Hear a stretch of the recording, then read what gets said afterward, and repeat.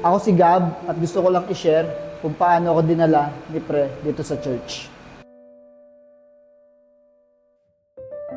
Dati, pariwala ako sa buhay eh. Kumbaga, lahat ng sakit ng ulo ng isang magulang nasa akin na way back elementary hanggang sa nag-high school ako, talagang lahat ng bisyo, lahat ng kalokohan nasa akin.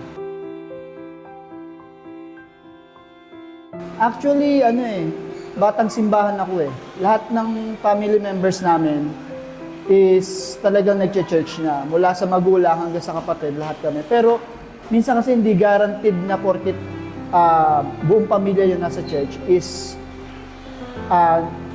palagi kang nasa simbahan.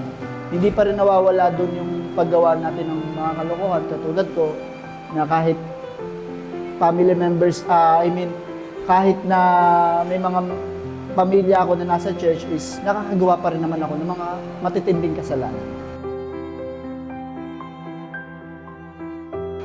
Tanda ko nun mga third year high school, first time kong na-encounter si Jesus noon.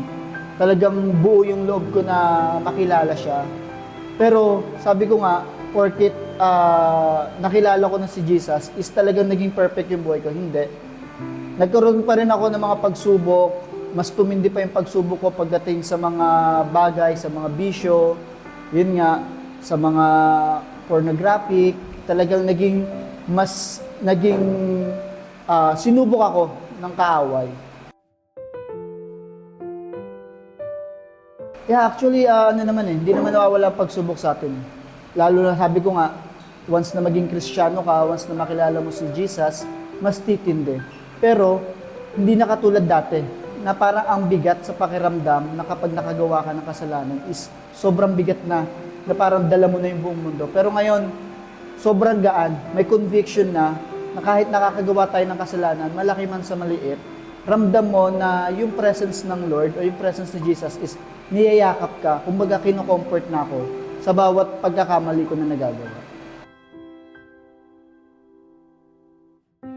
Ayun, sa mga kabataan dyan, whatever yung age nyo, kung ano man yung mga pinagdadaanan nyo, normal yan. Lahat yan pinagdadaanan ng isang lalaki o ng isang kabataan.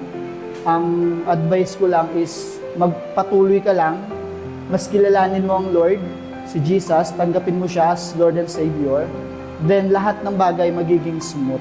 Ako si Gab at ito ang aking testimony.